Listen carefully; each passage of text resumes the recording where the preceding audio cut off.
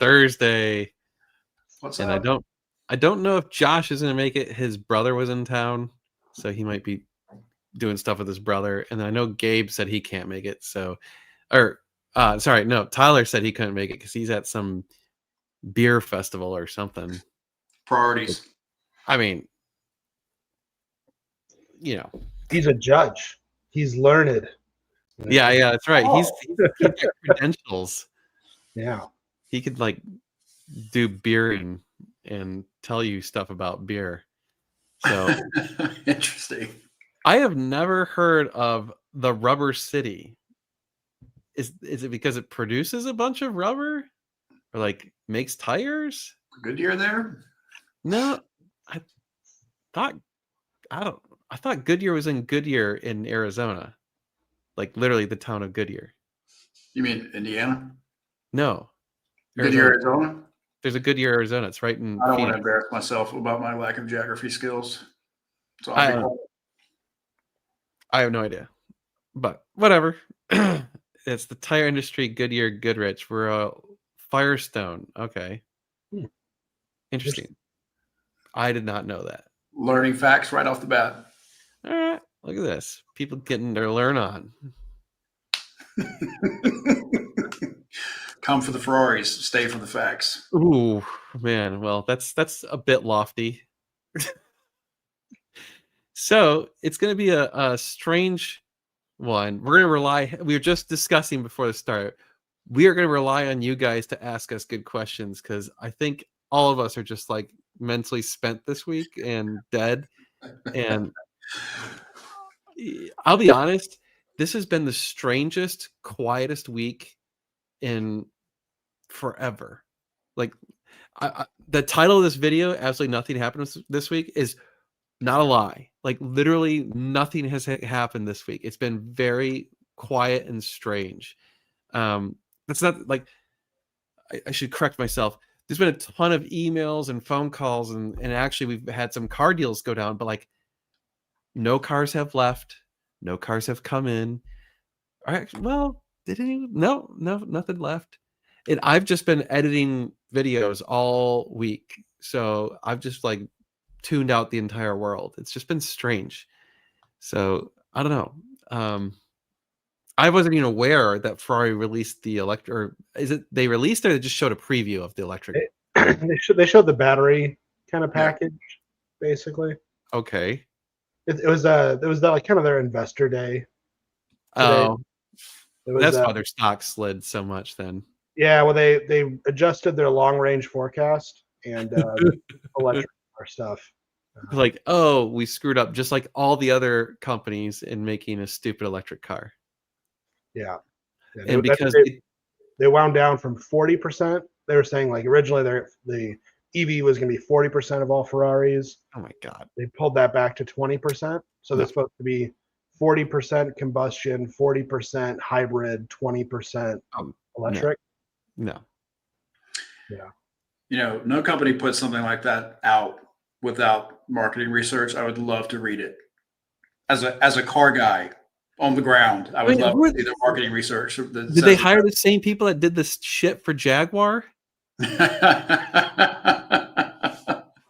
I mean, all they have to do is like go to a Ferrari event or any car event and ask the people who actually want these cars, not the people buying the stupid Purosangue, the people actually buying the cars, and then like be like, what do you want out of Ferrari? And I guarantee you 0% of them are like, give me an electric Ferrari. Yeah. 0. I don't get it. Good question. How did the Saturday thing go? It went awesome. It was actually, for the first time trying it, I was super pleased. It was a reasonably small group, probably about 20-ish cars total, which was perfect. That was my fear. Well, 2 fears. 1, no one shows up. That would have sucked. 2, too many people show up. That would have sucked too. So it was a great balance. I feel like the stub can handle about 35 cars, and then it starts getting where you're playing like Jenga, moving cars around and stuff. So 20 cars was perfect. And because people would like come and then go and come and go, it never got to where there was probably more than 15 in the parking lot. So no one ever really had to park on the grass or any of that stuff. So, but it was nice. It was a good weather. People were just schmoozing, having a good time. So we are definitely going to start doing this once a month. I'm going to try and do it on the first Saturday of every month. We'll do that for a while. And if that works out, then great. And if it doesn't, we'll change the date, or, we'll just adjust it. But, and I think that'll be a great way for anyone who's out of town that wants to come see the shop. That would be a great time to do it, where, we're opening the shop to everyone in the public and whatever. So we won't be like, interrupting the middle of the day, like, hey, can I come check out your shop? Which again, if you're coming and you want to see our shop at some point, just email us. And usually if we're going to be there, we're like, yeah, sure, whatever. We don't care. As long as it's not something that we have to do. Like, I don't know, if someone's coming to pick up a car or something, we already have scheduled, but generally not a problem. Is everybody respectful? Yeah. Oh, totally. Very respectful. Except Greg. The Lord no, it was totally respectful. Very chill, relaxed event. Good people. I actually, what's funny to me was, I would say I probably knew or had previously met maybe only half the people that came. And that was shocking to me, is a lot of people I'd never met before. And there was like 3 people or so, 3 or 4, that had never even heard of our shop or the YouTube channel and just found it on the Facebook events thing.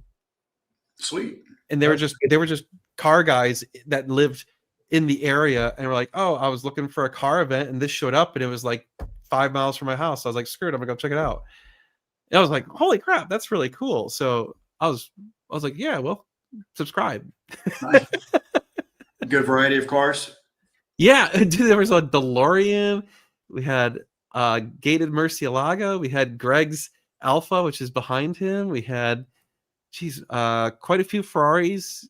A 4C, another Alpha. Another Alpha. Yep, we had a 4C Alpha. Yeah. There was a crazy, like, supercharged. Was it Monte Carlo? No, it was a Impala. That was just like thumping away. I was like, oh, that thing sounds like it's ready to murder someone. Nice. I assume you filmed this for the... Not really. YouTube? I didn't. I just kind of just had it be a thing. What? Yeah. They're not, I don't know that, well, I don't know, it's like a super good thing to film, as far as like, it's not like really all that exciting if you're not there. Well, I don't mean for an individual video. I meant for your week in the life. Oh, yeah. I mean, I definitely should do that next. I did do a short while I was there, just real quick, but part of me was like, I don't want to film it in case it sucks and then be embarrassed. Understood. You can do like a 30-minute blurb and then put up like a time-lapse camera, and that probably covers it for the weekly video. Yeah, that's probably a good way to do it. Oh, Greg, they're asking about the Alpha. Yeah, it's here.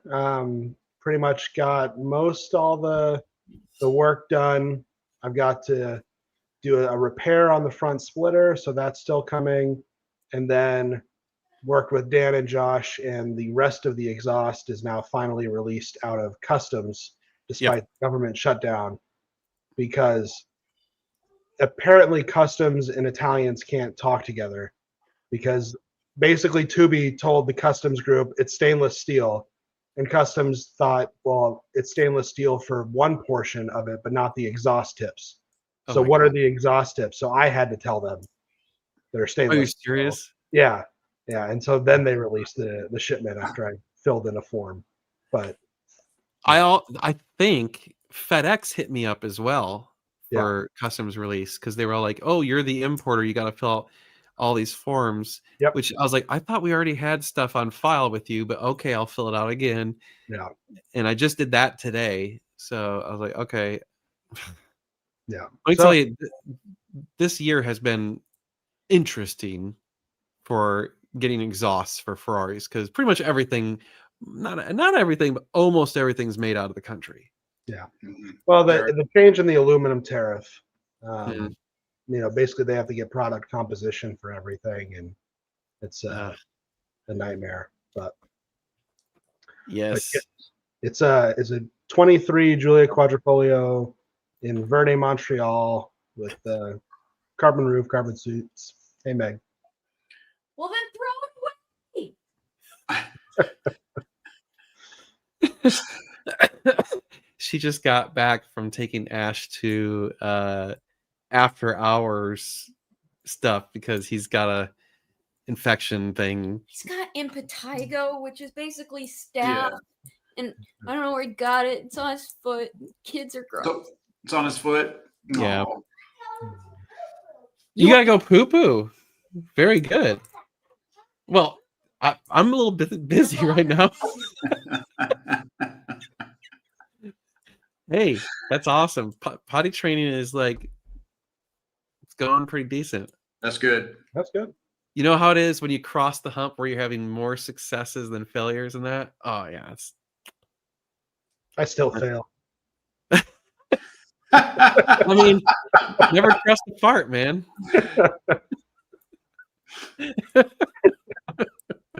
By the way, I had a cold ever since literally the flight where we hit 100,000 wells on that flight was like, I suddenly was like super stuffed up and just feeling like shit, and I felt like shit since then, which I think was Wednesday of last week, so it's been a little over a week. It's just Working kind of been crud, it's not been where I like ever felt floored or that I couldn't, like nothing like that. It was just all just right here. So yeah, current inventory. So actually so even though this week was super quiet, we did accomplish selling a couple cars, so that's great. So the GT500 sold this week, and actually Nice. it went to like the perfect buyer.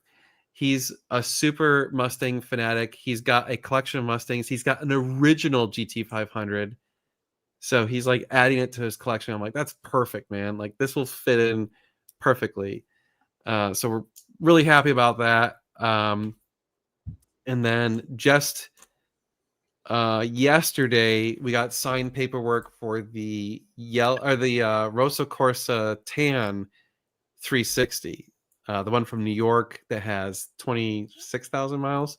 So that one has paperwork signed. We don't have the money yet, but he's working on that. So it's, pretty much a done deal.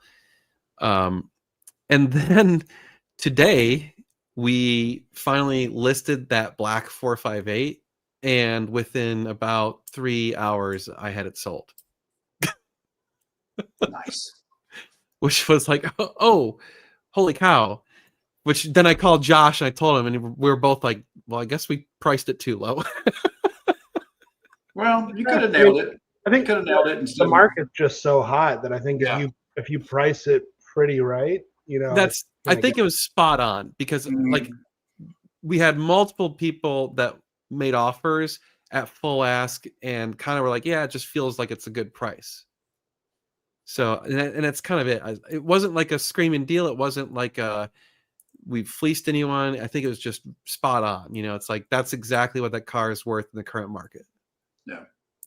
So yeah, well, so that's a phone handshake deal, but he seems pretty legit. Everything seems like it's gonna go through. He's got to figure out a few things, then we'll solidify that one. And he wants to do a trade, which actually is a really good trade. He wants to trade in a 430, which we're always looking for 430s. So I was like, hell yeah, we want the 430. So hopefully that deal goes through, because then we'll sell a 458 and get in the car that we want. So that's great. But if he falls through, there was already 3 people that are like, I want it if it falls through. I'm like, holy crap. So we need more 458s. Yeah. Badly. Josh But happens to have okay, one. huh? Josh happens to have one. Josh He's has in the one. habit of getting a car, working on it, and selling it immediately. Man, I'm sure if someone offered him enough money, he would. But so as far as what's left, we've got the Rosa Corsa Cuyo 360 with 33,000 miles, I think. That one, we still haven't even put that one on the website yet. So that should be on the website hopefully tomorrow. We've got the, let's see what I'm trying to like imagine what's in the shop right now. There's a black converted car. That's a client's car that's supposed to be shipping out shortly. The GT500 is shipping out shortly. The Charger is accepted to Mecum. It'll be running on Thursday at Mecum. So not a week from today, but 2 weeks from today. The Charger will run. And then the GT40 got accepted to Mecum as well. So that car will be running on Saturday. So I'm going to actually go up to Mecum on Saturday to be there when my GT40 runs. And Josh is probably going to go up on Thursday to be there when the Charger runs. So if anyone wants to shake hands, say hi, whatever, we'll be at Mecum. Josh will be at Mecum on Thursday. I'll be there on Saturday. And then we still have the Porsche Cayenne Turbo. We still haven't started on your old car, Scott, which Josh and I were like, okay, we need to really get started on this thing. Yeah. It's been sitting here collecting dust for a month now. Let's like do something with it. And I want to say, is that it? Yeah, so we might be basically out of cars again. Oh, the Audi TTS is still there too, which we need to get listed for sale. What about the coaster? I own the coaster bus. Yeah. I know. What's the plan for the coaster bus? We need to just get rid of it at some point. It just takes up space. I mean, it's really cool. I love that thing, but it just Talking about the bus. yeah, the bus. My wife wants it so bad. Dude, it's hilarious. She asked me all the time if you sold it. She was like, if I could just think of a business where I could like, cart old people around or something, I would buy it. Oh, dude, yeah. I think that's the business. You just cart old people around. My grandmother is in she's in Palm Beach now, I guess technically. In her community, they just have people who bus them around. So there you go. Yeah, I think it needs to be turned into an RV. Like someone needs to rip out all the seats and turn it into an RV. It'd be perfect. Dan, is Mecum a no reserve auction? No, it's reserve. You can do either reserve, no reserve. So both of ours have reserves. Mm-hmm. You sad? Yeah, the reserve I put on the GT40. Well, if it only hits reserve, I'll cry. I wanted to, because I kind of. I drove it to the shop today, and I was like, God. Mistake. Well, so I was like, I know, right? I was like, I love this car so much. Like, I think this will be the hardest car to let go that I've ever owned. But I'm like, I can't keep thinking about this from my emotions. I really have to be logical about this. And I'm like, the car is a detriment to the YouTube channel and to my business. Like that money being tied up on that car hurts my business. I have to get rid of it. Like it is and I really like had like a mental discussion with myself. I'm like, stop thinking about this car emotionally and the fact that you love it, and start thinking about the fact that for over 2 years now, you've had this car and it has done absolutely nothing for you as far as the business. And I'm like, yeah. So I need to get rid of it. And I should like what I need to be doing is buying shit boxes that need work and fixing those up and doing that over and over and finding interesting cars and buying and selling them every month or two with that money. That's really what YouTube wants. And that's probably a better use of the money, you know, and I could probably actually make some money with the money as opposed to right now I'm losing my ass on that car. But what does Dan want? What does Dan want? Oh, I want $5 million in my bank account so I can keep that car and buy 2 more. I mean, I really don't like that the FU money number has increased from like $3 to $5 million these Yeah. days. I'm Oh, yeah. really unhappy about that. Yeah, you can't really like, because to be able to survive on interest alone now, Yeah. everything costs more. Oh, by the way, I hate to tell everyone, but everything's costing more. So Yeah. we are increasing prices on certain things because we have to. So Surprise. yeah, well, dude, you know how many? I'm pretty sure almost every single vendor that we work with has increased their prices at least once this year, if not twice. It's just been nuts. So unfortunately, the big thing is that conversions are going to go up in price. So if you're wanting to get conversions at the current price, I think we can only hold out to probably the end of the month or maybe into November a little bit, but definitely not next year. Like next year, there's no way. Yeah. How much of an increase do we think? More than 10%. Yeah. Yeah.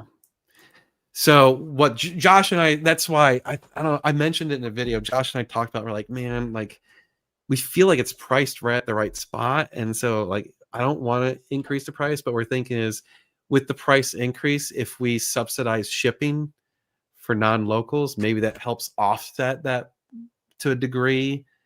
And so it's kind of a net zero or a very minor increase in price to the consumer. So that's what we kind of were like we'll kind of eat that. Yeah, I mean the price of the cars is going to go up on the back end for the people who get the conversions done. Yeah, I don't know if you really need to subsidize. And there's like, okay, is somebody really going to go to a different conversion vendor for $500 versus they trust you guys? And I don't know. You'd have to swallow that. And I don't know. Yeah, if I don't want you to.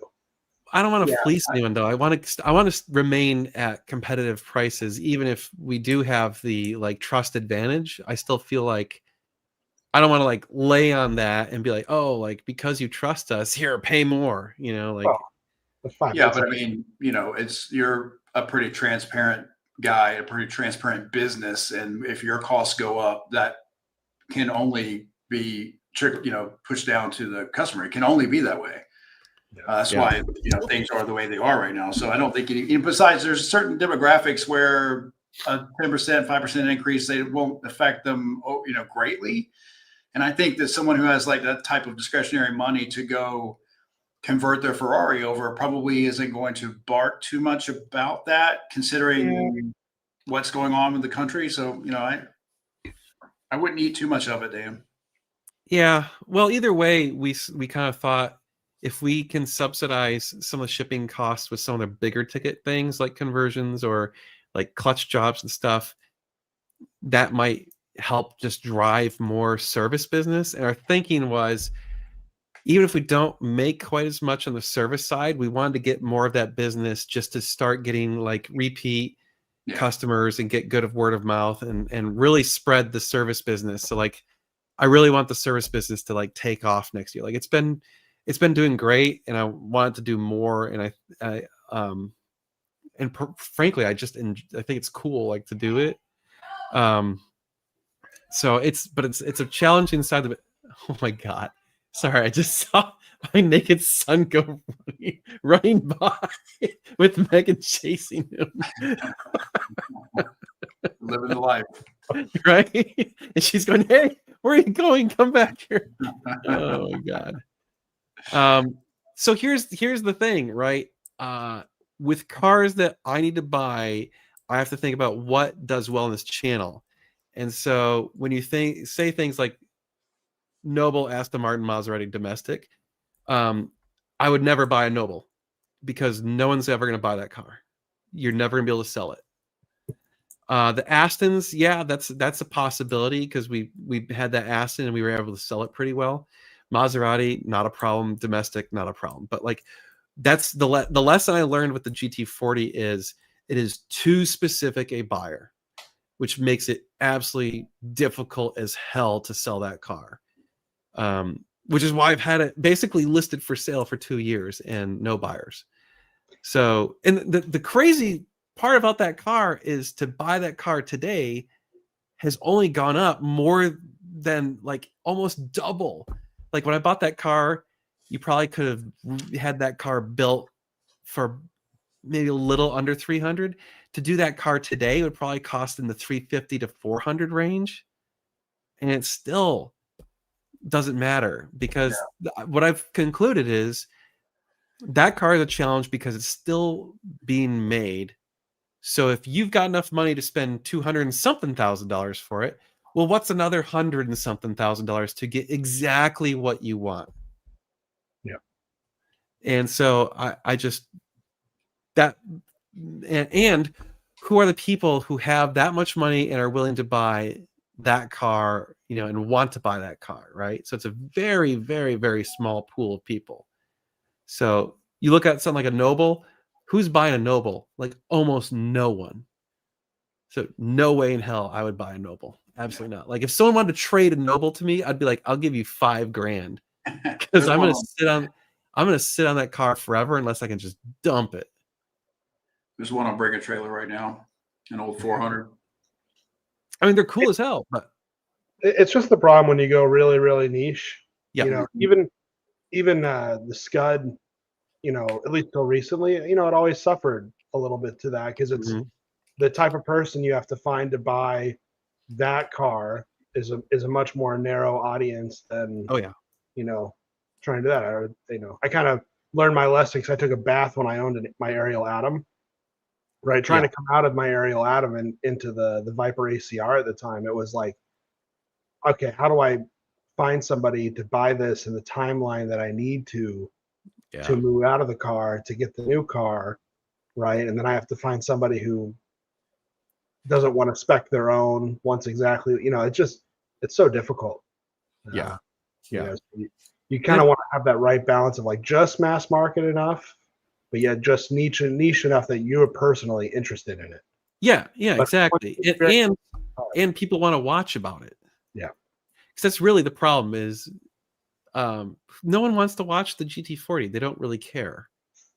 So like if I had that car and every time I put videos on it, people were like, oh my God, and watch the hell out of it, I'd be like, hell yeah, I'm gonna keep it because it's doing good for the channel. But every time I put videos on it, everyone's just like, meh, they don't care. Which admittedly, like it's kind of out of bounds for what the scope of this channel is kind of originally.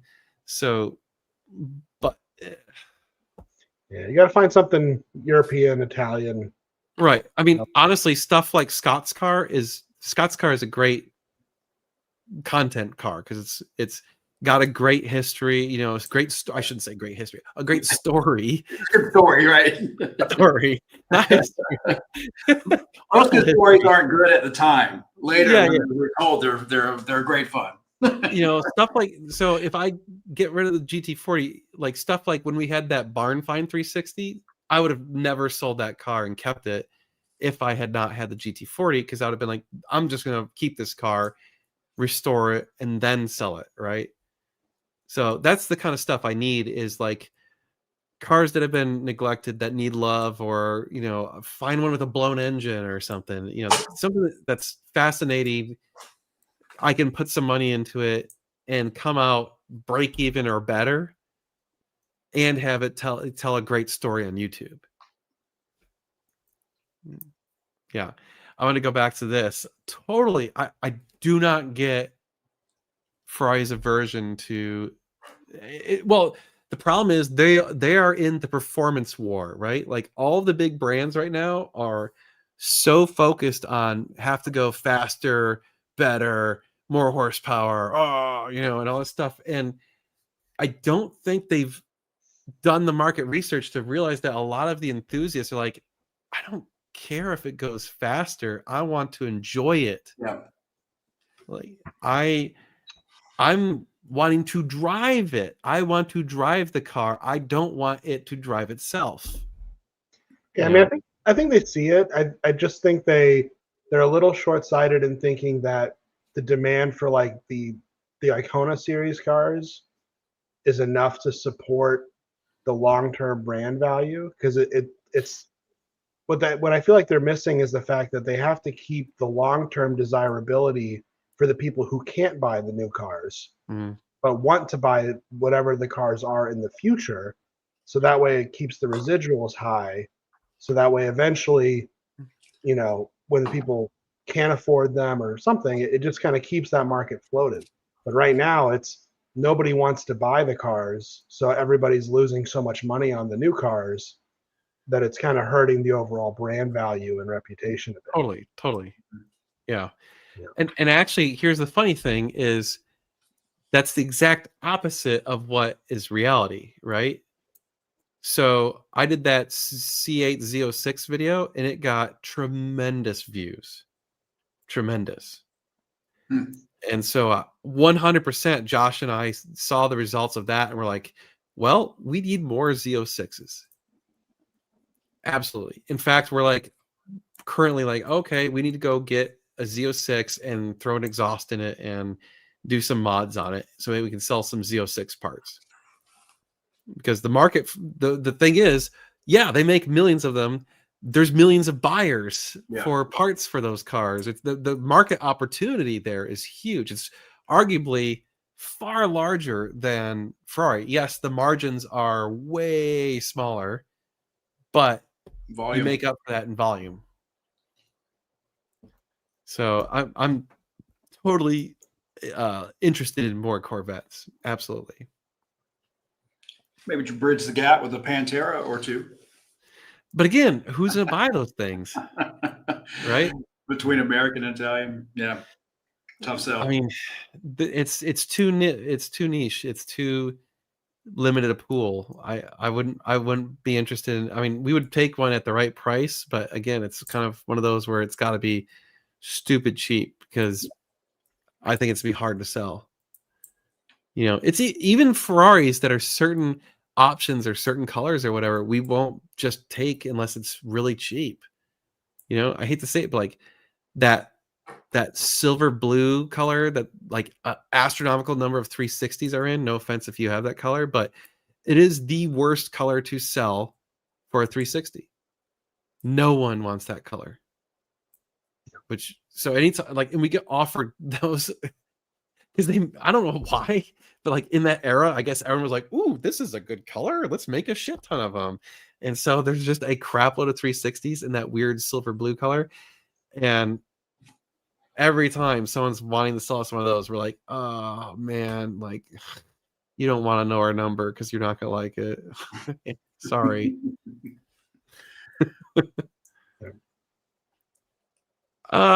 I mean, I would be more interested in the Z06s than the regular C8s, but obviously I wouldn't mind selling exhausts for regular C8s. But I think to kind of cater to our core audience, it would probably be better off as targeting the Z06 rather than the regular C8s. I mean, I think at some level the Z06 video probably gets interest because the people who are like traditional Corvette owners want to see how a Ferrari guy reacts to GM really doing that car. And so I could see videos where you kind of really do exhaust, do suspension, do all that could really kind of work. Yeah, exactly. Like it's almost like can we as Ferrari people turn a Z06 into the world's cheapest Ferrari? Yeah. Or better than the best Ferrari. Yeah, better. I mean, honestly, it's 10 years plus newer. Yeah. It should be better, like. So, yeah, and yes, that's basically almost the 360 color. It's a little more silver, slightly less blue than that. That's pretty damn close. Yeah, I'm a little worried about this car in that color for resale. It's like when it photographs, if you don't get the right lighting, it looks kind of a little more silvery blue. Yeah. But, when I saw it in person, I was like, oh, thank God. But I think, it's not orange and it's not green for Lambos. So eventually that will hurt me if I get rid of it. I would say like it seems like certain like Verde Ithaca and some of the like really core green colors are super popular, or Arancia Atlas or Arancia whatever. Some of those are just that's what everyone wants, Lamborghini. And, Yeah. It's like, oh. Although I learned the hard way that purple does not sell well for Lamborghinis. Well, not that purple. That's pink. That's pink purple. If you get Yeah, I mean, Viola 30s Right. needs to be more of a dark purple rather than the light purple. You got to think what's going to look really good next to the gym, next to the club, next to, I don't know, wherever crypto's bought and sold, but somewhere over there. Yeah.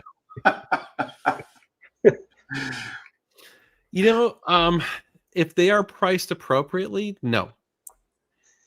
I think the fascinating thing is I think there is a huge demand for cheaper Ferraris that have been maybe driven a little harder, have more miles, maybe aren't cosmetically perfect, but it's it's like a really challenging balance between cheap assness and still wanting it to be a Ferrari, like still having this expectation of grandeur. And so like we run into that where when we had some of these higher mile cars or not as good examples that are priced really cheap, and then the people are like, oh well, does it have paper, does it have records, does it have this? And we're like, dude, it's like 30% less than any other car in the market. Just fucking buy it. Shut up. Like take it. Take it. Yeah, there's still some pistas that are like 25% under regular pista price because they're 30,000, 40,000 miles, and eventually I'm going to break down and say, just screw it. I'm going to fly you guys out and say, tell me it's not shit. And I saw one under 500 this week, and I was like, God, that's tempting. I mean, that'd be pretty good for the channel. That car has been for sale for a long time. I think it was a former rental car, but it's expensive. So true story. Before I bought the GT40 and Scud and all that stuff, actually, no, I'm sorry. I think it was after I had the GT40 before I bought the Scud.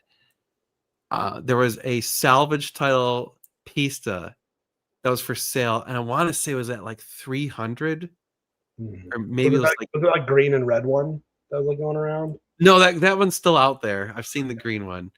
It was Rosso Corsa. It was like a great spec. It had been salvaged, and I'm like, oh man, like it's just a little. It was like 3 something, and it was just a little bit too much. Where I'm like, oh, I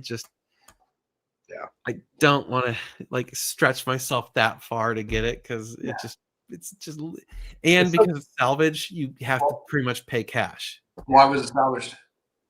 It had an accident at some point that was rebuilt and repainted. Yeah, there's one that's been for sale off and on at like Ferrari of Denver. It has a good spec, but it's like 500 miles on it, only 500. But in that 500 miles, it's had an accident and it's got a rebuilt title, but they still want $500,000 for it. So it's just like, it's hard to imagine spending $500,000 for a salvage title car. But the problem with that is, how are you ever going to sell that car again? Because salvage title, almost no one will finance it. Yeah. So finding someone who's got $500,000 cash to actually, buy that was not salvage, just rebuilt. But that's the same thing. Yeah. Oh well, that's crazy. That was the lesson I had with the Scud being salvage. Is it was too expensive for the average buyer to just pay cash. And if you have enough cash to pay for that, you probably have enough cash to just buy a clean title one. Yeah. So it's not that like, so that example for the specialty cars is a challenge. For the non-specialty cars, it doesn't matter because it gets into a lower price point. Like a salvage 458 is always desirable because fuck it, it's a salvage 458 that's cheap, right? Like screw it, I can get like a super cheap 458 versus a salvage speciale. It's like it's still going to be worth a crap ton of money. Who can afford that? Like it's just such a narrow window of people. So that was actually when we sold that speciale, that was the challenge of that car is there are just so few people that can actually afford that car. Well, if you've got that much liquid, you can definitely have the means to take out financing to get Right. something more, Well, right? that's the thing is a lot of the guys who have the money to be able to do that stuff don't want to tie up their cash in a car. Right. So they want to finance it. Like Mhm. that's how I don't want my cash tied up in a car. I want my cash working for me. So they're the same way. Like I don't want to tie up $500,000 of my cash.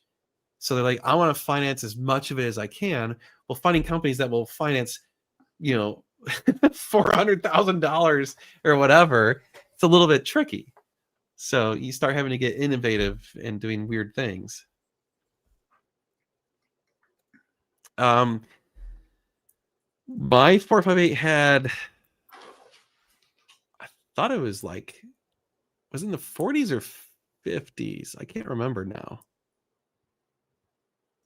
I wanted to say it was like 48,000, but I can't remember. Honestly, it's been so long. I don't know, but it's somewhere in the 40s or 50s. So it was a higher mile car. And it's still being driven a lot. So that's awesome. It's been racking up more miles. In fact, it's actually going to be back at the shop getting some service done next week. So I'm going to be happy to see my old 458 back at the shop. I always like seeing that car. Although I'm sorry, I didn't mean to step on you. Did you That's happen to have heard from the guy that bought the barn find to work on it with his dad? Not really. They reached out quite a few times asking for assistance on stuff, and I quickly had to shut that down because I'm like, I didn't sell this car to you to help you fix it. I sold it to you so that you could fix it. Yeah. like, where do we get this part? How do we do this? And I'm like, no, that's not how this is going to work.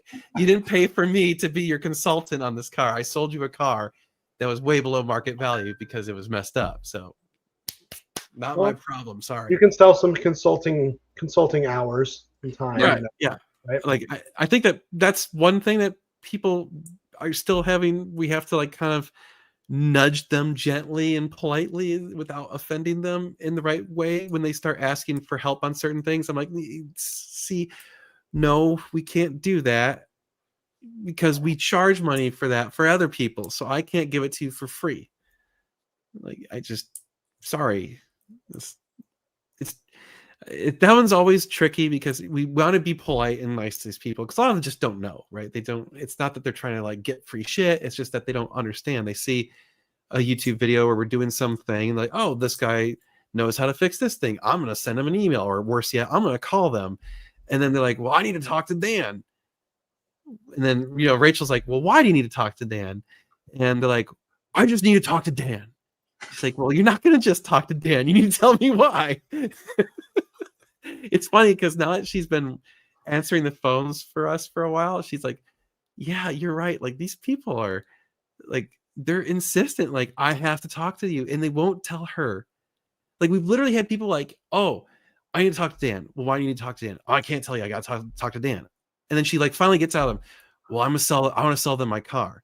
Well, what is your car? Well, I can't tell you. Why can't you tell Rachel what car you're trying to sell? Well, I need to talk to Dan. So finally she's like, hey, can you call this guy? I call him, and then I call a guy. Oh, I had to talk to you. I got something really special for you. Great. What is it? Oh, it's the Silver Blue 360.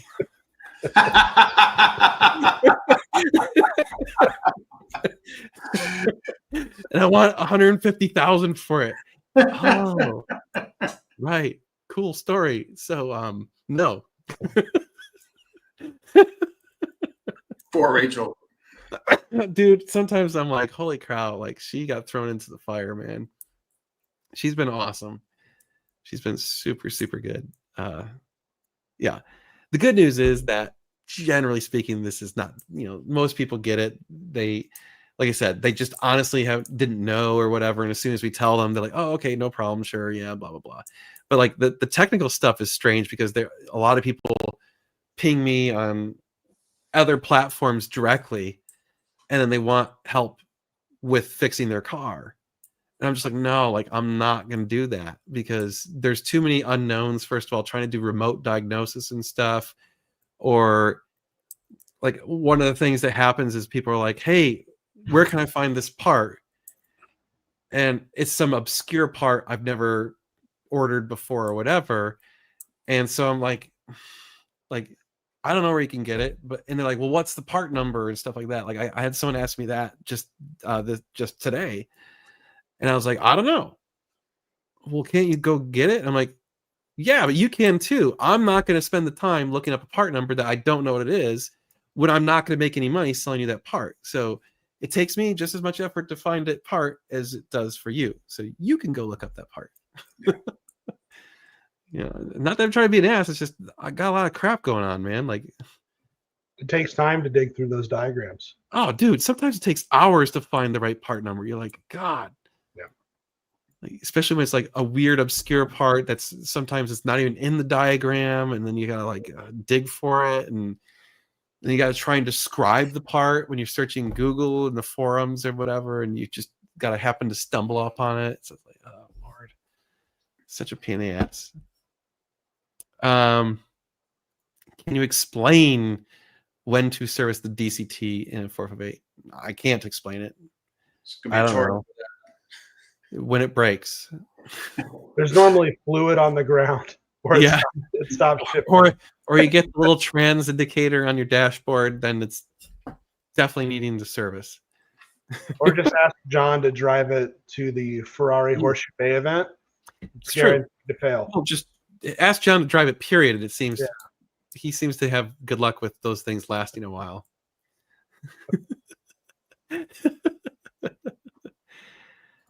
Of all the cars I've sold, is there one that stands out you wish you had kept personally? I mean, the GT40 is going to take the top of that once it sells, but I mean, obviously the 458 for sure is still the car. I'm like, damn, I should have never sold that car. Mostly just because it was such a unique spec. Like you'll never see that spec again. So, and it was just, I loved that spec so much. Some people hated the red seats. I freaking loved them. They looked so cool, so unique in that car. It was nice. Only thing would have been better is if it would have had carbon seats. Now, if it had carbon seats and I had sold it, I would be mad at myself today. John's car is like perfect if it just wasn't black for me. That is the only flaw in that car is the color. Everything else. Yep, the light comes on that looks like an open trunk. That is the gearbox indicator that John has seen a few times. Yeah, you don't want that one. You don't want the pizza indicator. No pizza, no No trunk. pizza. Yeah. On the 430, yeah, the weird pizza, like a pizza slice. Yeah. With Although like, my favorite light is the no windshield wiper fluid, oh, because it looks like it's frowning at you and it's really sad. And I remember the first time it happened, I was just sitting there being like, what? I mean, I think this is wiper fluid. What is this? And like, I'm sitting there just like staring at it, and I go into the manual. There's no indicator in the 430 manual of what that light actually means for some reason. of course. Interesting. And so I called Josh at the time. I was like, Josh, this is wiper fluid, right? He's like, yeah. And I was like, why does it look so sad? He's like, it's just sad. It's sad because you haven't filled me up with wiper Yeah. fluid. Then Josh was sad because you called him and took his time Oh, asking him how to fix it. Greg, we just went over this. I paid him enough. He's good. that's I- true. I That's earned that. true. Fair enough. Yeah, he definitely made quite a few mortgage payments from you. So, It's all right.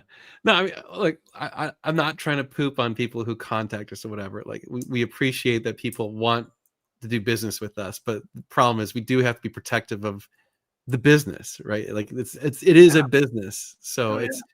it's the same as like if you called any other dealership, service center, whatever, and asked for a bunch of free advice. At some point, they're going to cut you off and be like, "No, like, Yeah. bring your car here and pay us to do this." You know, like you don't get it for free. Time is So- money. Yeah, it is. Well, in you know, the catch is though that we are just so public because of all of our social media presence, which makes it so that people so we're accessible, right? We're very easily accessible online. And so I think that makes people think, oh, well, I can just reach out and contact them. anytime I want and get an answer from them. So, but like I said, most of the time people don't realize it. We correct them, they're happy, whatever.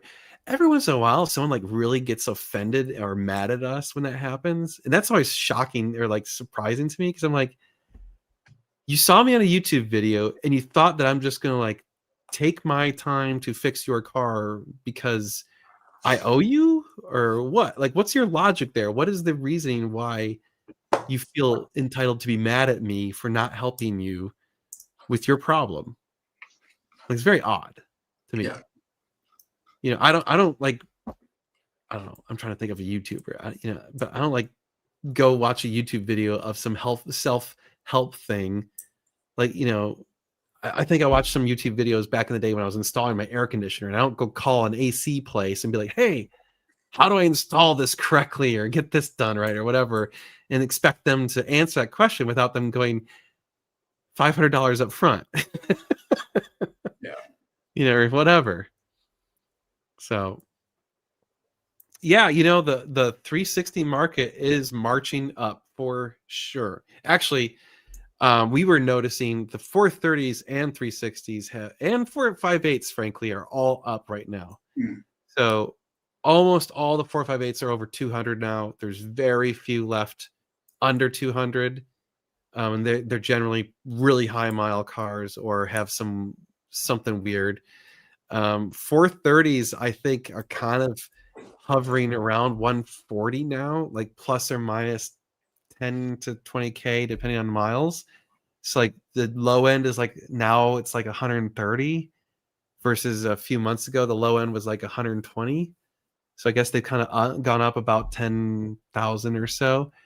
And then the 360s are up, like we're seeing them pretty consistently between like 85 and 110 depending on options and miles and stuff. So really low mile cars are over 100 pretty easily.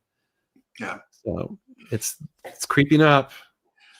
The barrier to entry cars, I mean, the barrier to entry to what is the sweet spot of Ferraris, like It's harder. not 355s, but 360s on, because 355s have the maintenance issues that I think would steer a lot of people towards a 360 and up.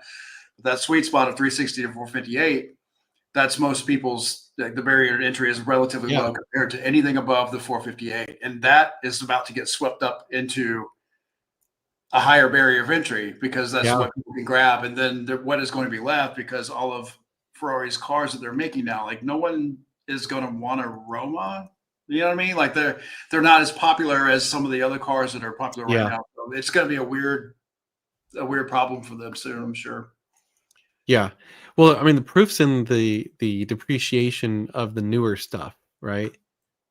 I mean, talk about like people voting with their money is like, it's speaking volumes about what is actually desired right now. You look at the older Ferraris that, especially like the late 90s to early 2010s range, is kind of that sweet spot where they're reasonably affordable, they're fairly reliable, they have enough performance, they look amazing, they sound amazing, and they just check all the right boxes, and they're at a price point that is fairly accessible. I mean, obviously, it's still big money, but it's not, like holy shit money. It's not like you have to be a multimillionaire to afford these cars. The thing I like to joke is like, I'm like, a lot of these Ferraris cost less than your suburban SUV. Except for it's still going to be worth what your suburban SUV you paid for in 10 years. Like your suburban's not going to be worth squat in 5 years. Right. So yeah, so Ferrari threatens to make an EV, and people are like, oh crap, quick, go buy all the NA cars. Pretty much. Yeah, totally. That's what's going on. I think a part of it for sure. Oh wow, yeah, 59,000 for 360, assuming it didn't have crazy miles. That is dirt. Was it silver? Was it silver blue? Silver blue. Yeah. Honestly, back in the day, I remember when I first looked for my 430, there were some 360s that were in the 40s and 50s. at that time. It's like, God, if I would have had the foresight, I would have taken out like a quadruple mortgage on everything I owned to buy up every single car I could back then. Well, I think everybody feels that way. If I would have just financed another 300K, if I would have just done the 144-month loan like I knew I should have. Right.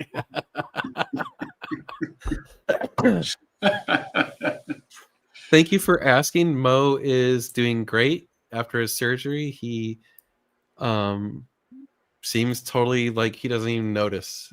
So he has been de-lumped and has clean teeth. So he's a happy dog. He gets his staples removed in another week.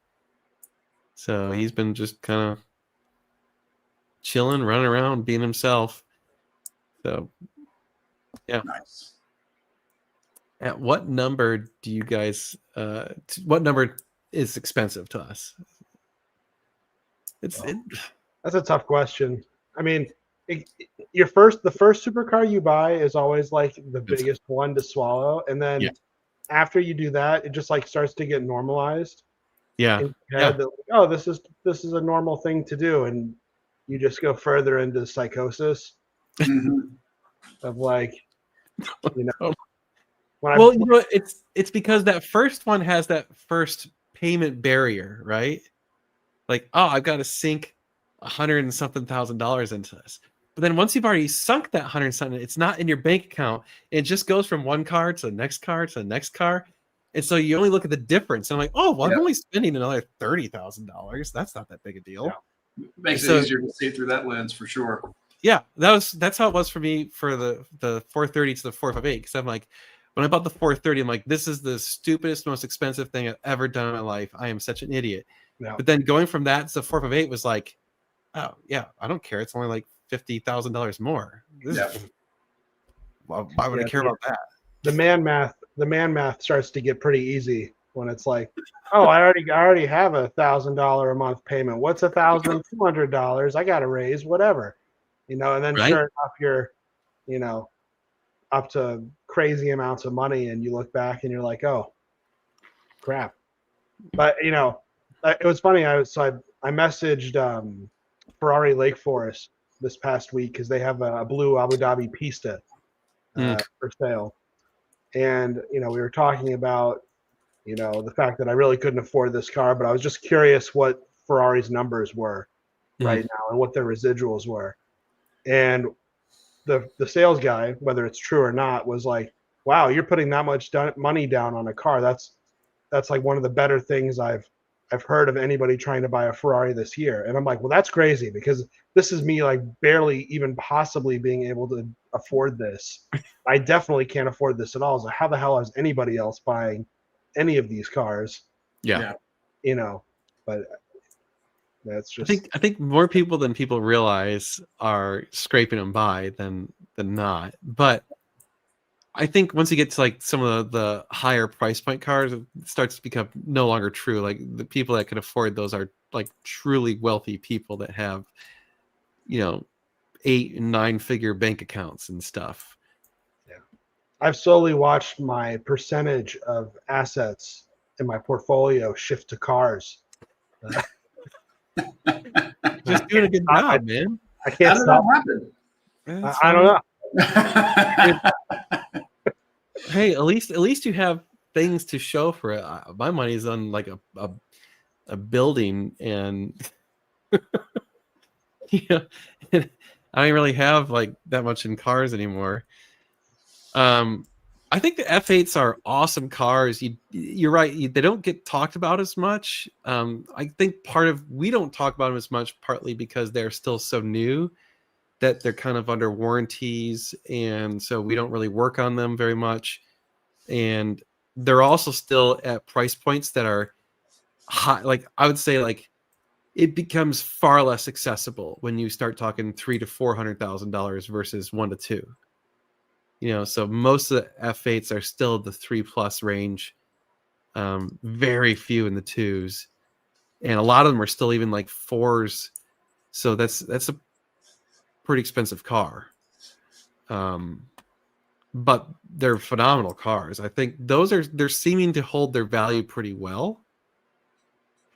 So they don't really scare me, right? As far as depreciation, like some of the other stuff. Well, the 296 is less, so Yeah. you know. And I think that's partly why the F8s are being propped up, is because like that was the kind of successor to the F8 was the 296, and I don't think it met as much fanfare as the F8. Yeah, doesn't look as good to me, anyway. I find that people are really polarized by the F8. Yeah, they either love it or hate it, much more so than I love the looks. I'm not a huge fan of it being a hybrid and a V6. over the 296. Yeah, I like the way the 296 looks. I think it's great. I love the looks. Wow. Yeah. I like this. Throw an exotic car show, but you can't have a lean on it. Well, I mean, you're not going to have a very big show. It's going to be very small. There'll be no Lambos in attendance. Oh, 0. And then if you want to get rid of all the McLarens, you'd be like, you could not have used Bitcoin to pay for it. It'd just be like, all right, there's like 6 cars here, and actually it'd probably be like a couple of the higher end Ferraris, and that's about it. Greg, speaking of Lambos, what's your timeline on that STO? Well, really, and the Scud. Like, are you actively looking for something to replace it with, or move around, or? Sorry, I just saw that. Yeah. So the STO, I don't know. When I bought it, I wasn't really sure what to expect. I found that I really like it a lot more than I thought I would. It's it's kind of like that 90% of the Scud experience, except a lot more reliable, not as worrisome. The Scud's never left me stranded. But it's just whenever you take it out, you're aware it's a little more fragile, right? Versus the Lambo is a tank. I can just go beat the heck out of it, and I don't worry about anything. But because I'm not really a Lambo guy, I kind of always think about, oh, maybe it should be a Pista. Maybe I should consolidate everything for a Speciale. But because the prices have gone so crazy, the STO is kind of a relative value compared to a Pista or Speciale right now. Right now, the fact that it's kind of holding money for a Lambo is pretty crazy, but it's yeah. John, if you look close, there's a gold medallion just peeking up out of his. Yeah. No, it's stuck on his chest hair. Yeah, it's just right down here. Wow, it's like I really go back to that weekend I had the other week where it was like we went on the drive on Saturday. Car was incredible. It's very emotional. That type of thing. On Sunday, go to an event. Every single one of my people is revving their cars and being just awful, and you are associated with them. And I think compared to like what I actually would like to drive, a 765 LT is always interesting too. But I think I would miss the noise, the motion of the STO. So I don't know. The problem I have with McLarens is that they're so fast and whatever that you have to rely on the computer so much. So I don't know. They've gotten beyond that point. Like, don't get me wrong, they're stupid fun, but I just don't see myself having one ever long term. At this point, having had some go through the dealership, I would never own one just because they're such awful pieces of shit.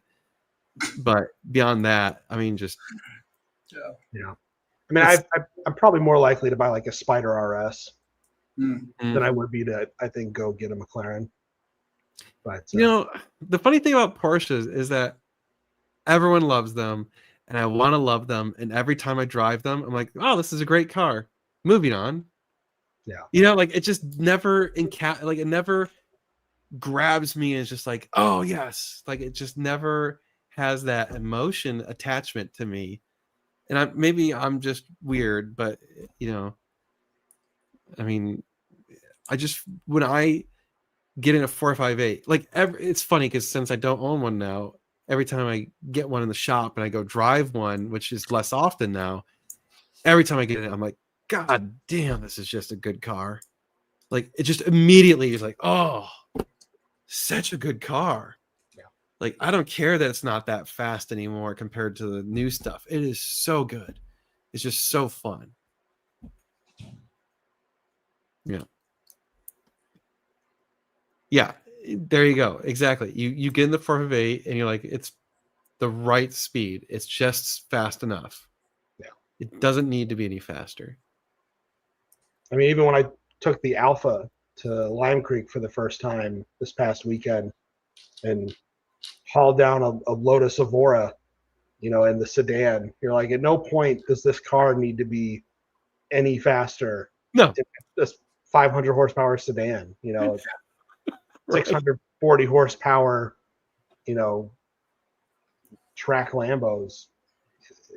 I don't really need the performance of the McLaren. Or Oh, Scott, you need to wear a Mr. Beast shirt, apparently. Will do. Do you have one? Yeah, I bought my kids some. I don't know, a couple of years ago, and I bought one for myself as a gym shirt, and There you go. it makes appearance every once in a while. Okay, I am so inattentive to that crap. I'm the world's worst, like on details of stuff like that. I just like every time we go out to some events or whatever, like all these people are like, dude, did you see so and so's watch or their shoes or whatever? Oh, they're this whatever brand and they're super nice. I'm like, cool. We all got our things. Yeah, I just it's not in there. So there's no, you know, no receptors for it. It's just No watch talk this week. Josh isn't here. no. He's the one that keeps it together. my Yeah. Omega is still broken and getting warranty repaired, so that's how much fun that is. Oh, that reminds me. Someone actually sent us a watch. They sent it to me so I could. I haven't brought it home yet. So the next time that there was watch talk, I could pull it out and be like, "Look what I got!" It said Casio, Seiko, Huh? It's. Casio, or Timex quality. Oh, Timex. I have to say, it's pretty much up my alley as far as watches go. I'll have to try and remember to bring it and show it on the live one of these nights. Oh, John points out the Maserati watch. I was really excited on the cruise ship to Alaska I was on. They had all these Maserati watches for sale, and I was like, this would be the best gag gift ever, to start buying everybody I know a Maserati watch. But they were still way too expensive for that, and I was like, how delusional is Maserati that somebody thinks their watch is worth money? Right? Or that's going to keep telling time in 6 months. Yeah, or I'm just too broke to afford that as a gag gift for people. Right. I How much were they? think it was like 650. Oh, And I was I like, would buy a Maserati for that. you Much can. more. Like, it's not. I wanted them to be like $100. And I was like, yeah, I'll buy some people a Maserati watch for $100. But yeah. What's your threshold? Yeah, what's your threshold of pain to do a good prank? Well, right now I have been trying to convince John to let me pick his vanity plate without him knowing what that plate is. By me paying the fees for the vanity plate. But so far he has been unwilling to do that. Oh my God! Please, John. What do we have to do on the YouTube channel to make that happen? Do I need to hit some threshold, or like we got to hit 110,000 subscribers the next month? What you tell me a goal? So far our negotiation is really, really far apart. I started at $100. He responded at $2 million. So We've got a ways to go. But Okay. it's okay. I do this for a living, so All we'll, right. All we'll right. work them down. It's the whole Dumb and Dumber. So you're saying there's a There's a chance? chance. But it's such a good idea, and it's so funny that eventually John is going to be peer pressured into just wanting to know What if? Hey, I got an idea, John. What if Megan gets to pick out the plate? You know that'd be way better than Greg. She Y'all should definitely would find not something just use my idea. She definitely wouldn't just do that, and I definitely wouldn't just pay her behind the scenes to do that. Right.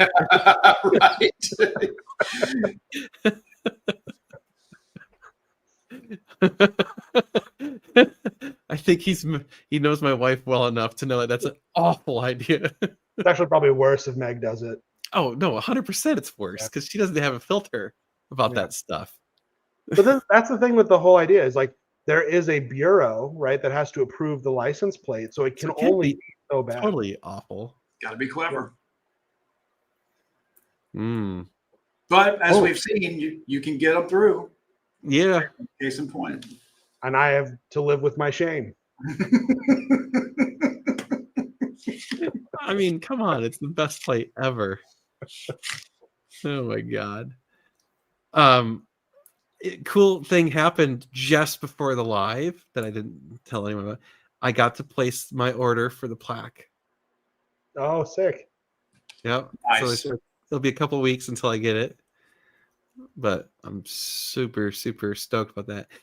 In light of that, we were originally planning to probably have our 100K / grand reopening post flood celebration party, whatever, on the first weekend of November. But now that my GT40 is going to Mecum on that Saturday, obviously that's not going to happen.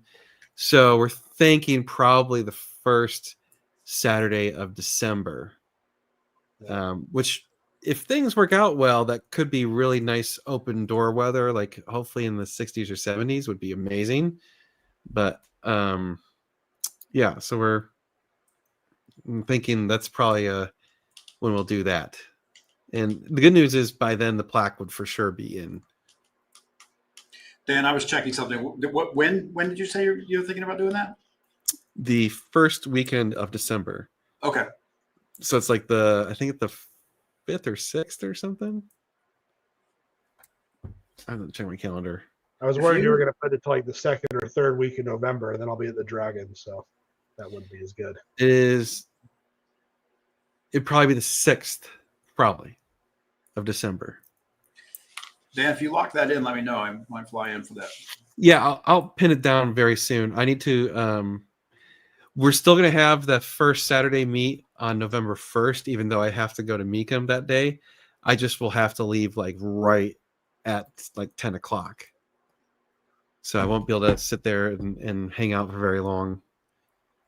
The next plaque level is at 1 million. You don't get another plaque until you hit 1 million. So see you in 17 years. At my current rate, it will only be 90 years. 90. I was being. Sorry, no, it'd be 9 less than that, so 81 years.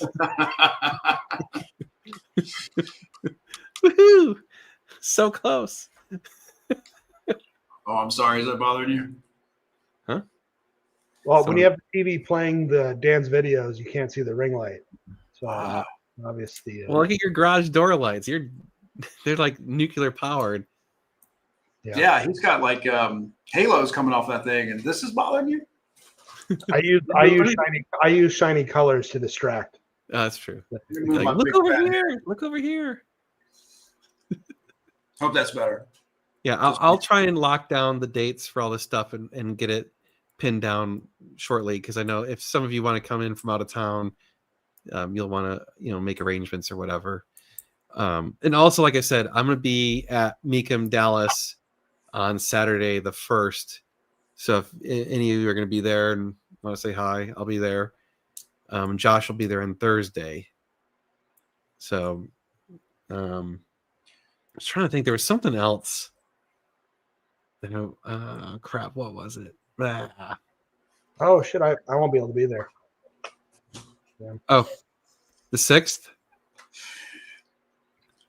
Yeah, my father's having a hip replacement surgery on the 5th, Oh, and I just Yeah. stay with him a bit to help.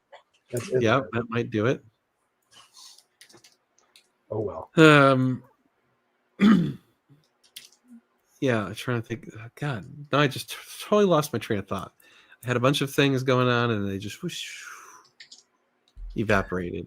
Dan, were you able to order more than one plaque for your office here? I'm trying to. I tried to, and it like wouldn't let me. But it says you can.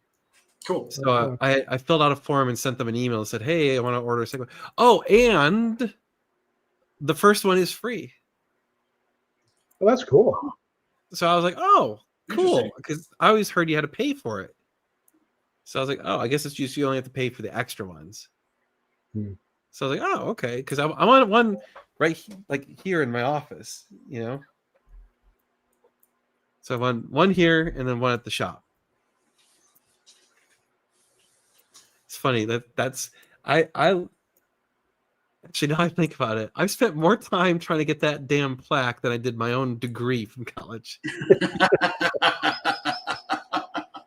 And it probably cost me way more money to get that plaque, arguably. Oh, that's what it came back. So I was doing my 100,000 subscriber extravaganza video where I wanted to like the best moments of Normal Guy Supercar since the beginning. And so that's what I've been working on this whole week. And first of all, I've spent probably about 70 or 80 hours editing so far this week. That's all I've been doing every waking moment forever. I finally got it done today, but it ended up being way too big. So I'm going to release it as one video per year. So like 2017, 2018, 2019, 2020, 2021, and so on. So it's going to be 9 videos, one for each year since the beginning. What's your schedule? Weekly? No, I think because that would take basically like the rest of the year to get out. So I'm thinking maybe like 2 a week or something. Oh, I should time it so that the last one comes out a day or two before the 100,000 party. So I need to reverse out how many weeks away that is. Yeah. And, Well, that or you could time it to be like the end of the year. yeah. Well, calendar year, but that's doesn't lead up to the party as well. Let's see if I did it. 1, 2, 3. That math is pretty much impossible to figure out. Don't even try. Shit. All math is impossible to figure out. So the 6th is 8 weeks away. So I guess I could do that if I release maybe 1.1 per week. I guess if I release one immediately, because actually by the time I get everything finalized, it wouldn't be until next week. But so I have to say, I basically had to go through a substantial number of videos that I published, which I think it's up close to 3,000 now. It's like a 2,800, 2,900 videos or something. It's insane. What a daunting task. Yeah. So like just trying to remember where the good moments were from this video or that video, or was there any good moments or whatever. But let me tell you, for me, it ended up being as much for me as it did for you guys, because it was like, wow, I totally forgot about some of these things that happened. It was like living through memories and stuff. And it was just, I couldn't, like, I was like, wow, I can't believe how much shit's happened. Like, I can't believe this. Like, this is incredible. You know, like having my own life be documented so thoroughly over an extended period of time, and then getting to relive all these like really interesting moments was very fascinating. But I will say this, I I don't know, like a revelation or an epiphany or whatever, where I realized that somewhere along the way in the videos, it's fascinating because unfortunately, as it became more a real business, I think the content got less of like some of the crazy shit, whether it's like when I first started, I didn't give a fuck because I didn't have to. It was a hobby and I didn't care if I make money. I had a good job paying me, good money or whatever. And I could just do what I wanted, right? Like I had nothing to answer to. And over time, it started having to be, okay, I got to play by YouTube's rules better. Okay, I got to play by advertise. I got to play by sponsors rules. I got to play by people who watch, people would complain, oh, you curse too much. My kid watches it. And so I'm like, okay, so I'll stop swearing. And that's when I started quacking out the F-bombs and stuff. And it slowly chipped away like the things that I originally wanted it to be and had it be more of my personality. And unfortunately, it's like, I don't know you can bring that back because now it's like I use this to pay my mortgage. So it sucks that that's kind of how it is. But Josh and I were actually talking about it. We're like, you really can't because you start offending people, whether it's intentional or accidental, and it does hurt your business. Like you can't do that. Mm-hmm. But it did make me have some realizations that I really like the vlog content. I think it's fascinating, but it's harder to have these peak moments, right? These exceptional moments in the vlogs. So you go back at these videos and it was like, oh, here was a big event. And during that big event, I remember this crazy shit happened. So like it's, I got to the Bull Run GT rally and I'm like, immediately I'm like, oh yeah, my front canard got smacked by a spare part on the highway. And, like immediately it was like, oh, I thought about these things. But then when I got to the later years where it became more vlog, it was like, oh, I don't remember what happened in this video because it's just kind of blended together and it loses some of those punctuation marks. So I was like, and the problem is I don't know that I'm in a position in life anymore where I can do crazy crap like that. Like I can't just go, on a 5-day rally, spending $10,000 driving halfway across the country in a Ferrari. Like it's not an option. I have to run my company. I have to do these things. I have to work on this. I have to work on that. So it's just, I didn't put any of the lawnmower review in. I did scroll past it. I'm like, oh yeah, I reviewed my lawnmower. I can't forget about that. Yeah, Dan, I think what you're describing is when a hobby becomes a job. I think everybody experiences some level of that. Yeah. It's hard, because I want to do more of that crazy content, but it takes a lot of money and a lot of risk and a lot of crazy shit. And at the same time, I'm like, I don't know that I want to deal with that anymore. It's a challenge.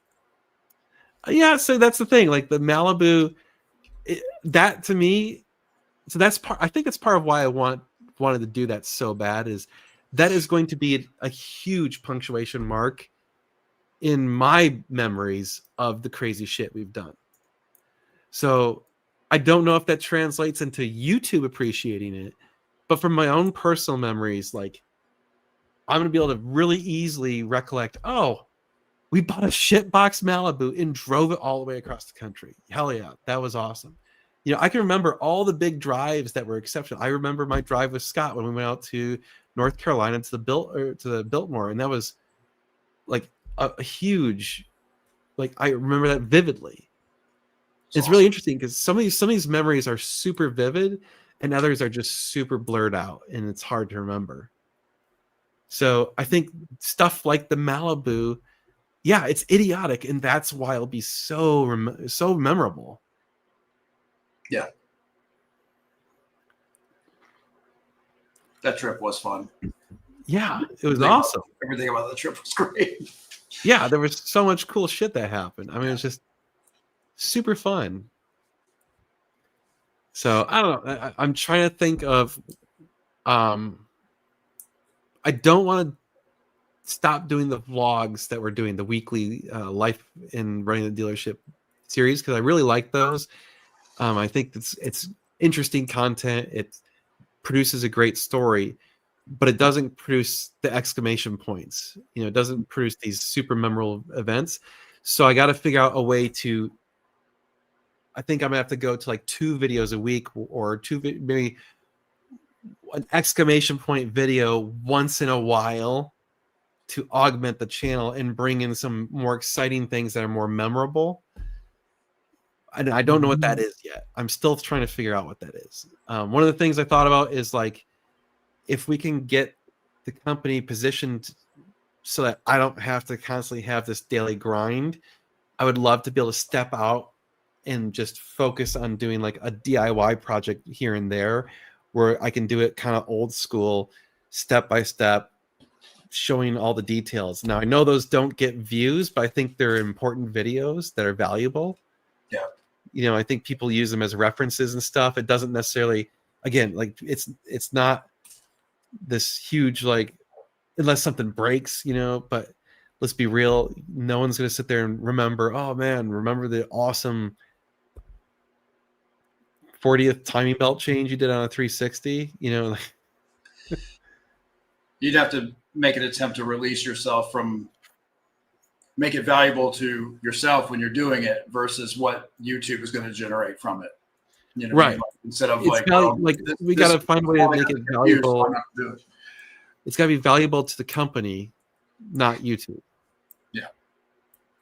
Yeah. But also, I still would like to do like these more exceptional videos too that are more memorable or whatever.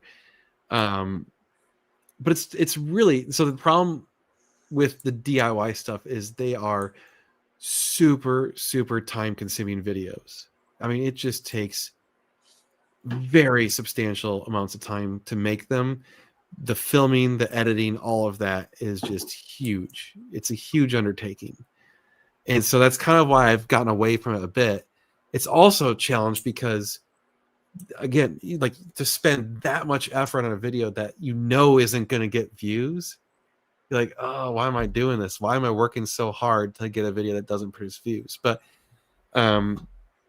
I think there's a longer term play there where it's like, oh, if someone has that specific problem and you film that specific solution, they are more likely to become a customer or see the channel and be interested in the channel and whatever. So, you know, and that's the other thing is, like, I'm going to say the car review stuffs, again, aren't really all that exceptional because we've driven so many cars and reviewed so many cars that it's like not that big a deal. I mean, so we show some of the cars and we show up from a review / marketing perspective, right? So like the Z06 video was, yes, a review, but also like, hey, buy this car video. And so that's the value to us on those videos, because it's not going to get the views because it's not, you know, like, it's literally like the 5,000th review of a Z06, right? Like you guys have seen umpteen million Z06 reviews at this point. So it's not going to be something unique about it, you know, at this point. So yeah, like, actually, funny enough, I was on the phone with him a little bit before this, and we were discussing how much more difficult it is to do the DIY stuff and showing the technical stuff. It's just so slow to do. It's so much work. But it's past 9:30. It went faster than I thought tonight. You made it. I was super tired. Like I said, I've been editing so much that my brain's kind of fried this week. So I was like, I don't know if I'm going to make it. Oh, we made it. Yay. Well, thank you everyone for joining us. It's been fun. We'll do it again. I think we'll lock down the the dates for our 100K party. So that way, anyone who wants to come from out of town can make plans. We will be doing the first Saturday on November 1st. And I think most likely we'll do the 100K party on the first Saturday of December. So it's going to be what did I say? Was the 5th or 6th? Sixth. 6. Okay. Whatever. That day. Saturday. It's probably what we'll do. So I just need to confirm it with Josh and Meg and whatever, and we'll go from there. So, all right, that's it. We'll see you guys next week. Fun. Bye, y'all. All right, man.